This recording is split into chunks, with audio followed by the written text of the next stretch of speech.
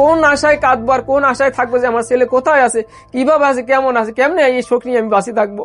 মিশার খবরটা ভাইরাল হয়ে গেছে, তাই এটা সব তাড়াতাড়ি বিচার আসার হয়েছে, কিন্তু আমার সন্তানের আজ পর্যন্ত আমি কোনো খোঁজ খবর পাইনি। আমি প্রধানমন্ত্রীর কাছে মিনতির সাথে বলি, গরিব বলে জানি আমাদেরকে অবহেলা না করেন। একটু তারিখ 7টা একে আমার বাচ্চা মেইন গেট থেকে বের হয়ে পাশের গেটে বন্ধুর সাথে খেলতে যায়। তাই খেলতে গেলে 7টা 40 বন্ধুর সাথে খেলে 7টা 40 বের হয়ে আমাদের মেইন গেটে ঢোকে। মেইন গেটে ঢুকলে বাচ্চা রুমে আমার আসে না, মেইন গেটে ঢোকে কিন্তু আমার রুমে আসে না। জুতা বাসার ওই গল্লির সামনে ফালানো থাকে, দুখান জুতা 2 জায়গা ফালানো থাকে, কিন্তু বাচ্চা সিঁড়ির দিকে উঠে কিছুক্ষণ পরে বাচ্চার চিৎকারের আওয়াজ পাওয়া যায়, যে এটা আমার ইব্রাহিম স্পষ্ট চিৎকার দিচ্ছে যে বাবা বাবা, মায় বাইরে আয় না, মায় বাইরে না। তখন মায়ের রুমে, আমি বাইরে আমার ব্যবসা নিয়ে গেছি। তাই বাবা আমার আদর ছেলে, বাবাকে আগে ডাকে। তাই বাবাকে বাবা বাবা করে চিৎকার দিচ্ছে যে ওনাকে জুলুম করা হচ্ছে বা নিয়ে যাচ্ছে পারে, এরকম আওয়াজ বের হচ্ছে। তাই এই 13 তারিখে আমরা খোঁজাখুঁজি করছি। তাই রুমে যাই জিজ্ঞাসা করছি যে বাড়ি এই উপরে কারো রুম সার্চ করা হয়নি। তারপর 3 বার ওই সিসি ক্যামেরা আমরা জোগাড় করে দেখলাম যে নিজেরা পেন ট্যাপ নিজেরা কিনে মনিটর, এই যে যারা কম্পিউটার চালাতে পারে এদেরকে আমরা আইনা সিসি ক্যামেরা ফুটেজ সংগ্রহ করে থানায় দিচ্ছি। তাই থানায় দেওয়ার পর হ্যাঁ কোনো এই পর্যন্ত এই তথ্য বাইর করতে পারেনি যে ইব্রাহিম বের হলো না। কিন্তু বিল্ডিং এ ছেলে ঢুকছে, বিল্ডিং থেকে বের হওয়ার না। আমরা রাত 12টা পর্যন্ত দেখছি সিসি ক্যামেরা ফুটেজ, যার মধ্যে বাচ্চা বের হয়নি।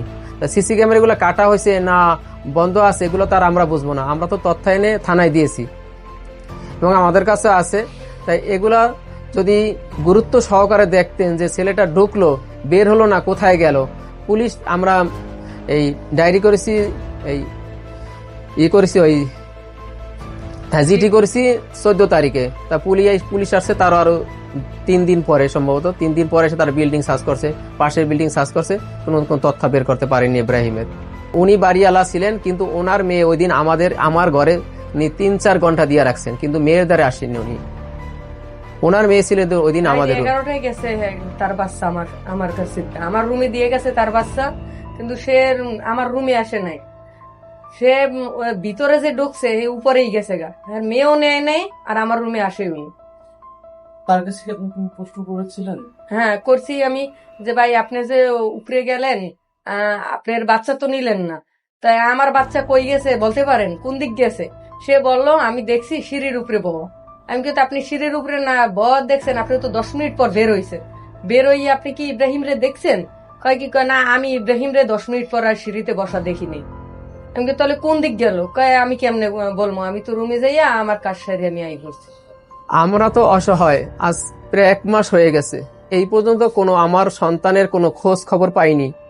আজকে অসহায় গরিব দেখে আমাদেরকে এরকম অবহেলা করা হচ্ছে, কিন্তু আমি আমার সন্তানকে চাই। মাননীয় প্রধানমন্ত্রীর কাছে মিনতির সাথে বলি, গরিব বলে জানি আমাদেরকে অবহেলা না করেন, একটু গুরুত্ব সহকারে আমার ছেলে কোথায় গেছে, কোথায় আছে, একটু আইনের আওতায় এগুলা দেখে, সিসি ফুটেজ দেখে আমাদের একটু ব্যবস্থা নেন, যাদের এই কাজ করছে তাদের আইনের আওতায় আনেন, যে ছেলে আমার কোথায় নিয়েছে, কিভাবে আছে। আমি এটাই জানতে চাই যে ইব্রাহিম আমার বিল্ডিং এ ঢুকছে, বিল্ডিং এ কেন বের হলো না, কোথায় আছে। এটাই মাননীয় প্রধানমন্ত্রীর কাছে বলি যে রামিসার খবরটা ভাইরাল হয়ে গেছে, তাই এটা সব তাড়াতাড়ি বিচার আসার হয়েছে, কিন্তু আমার সন্তানের আজ পর্যন্ত আমি কোনো খোঁজ খবর পাইনি। আজ 1 মাস তো আমাদের পাগলের মতো রাস্তায় ঘুরছি, যে যেখানে বলেন সেখানে যাচ্ছি, কিন্তু কোনো এইরকম তথ্য পাচ্ছি না এই পর্যন্ত। আমরা থানা থেকে করছি, থানা থেকে তারা এই মামলা ডিবিতে ট্রান্সফার করেছেন। তারপরে এখন ডিবি অফিস থেকে ছিলাম, তা বলছে মামলা এটা আসতে আরো 15 দিন লাগবে।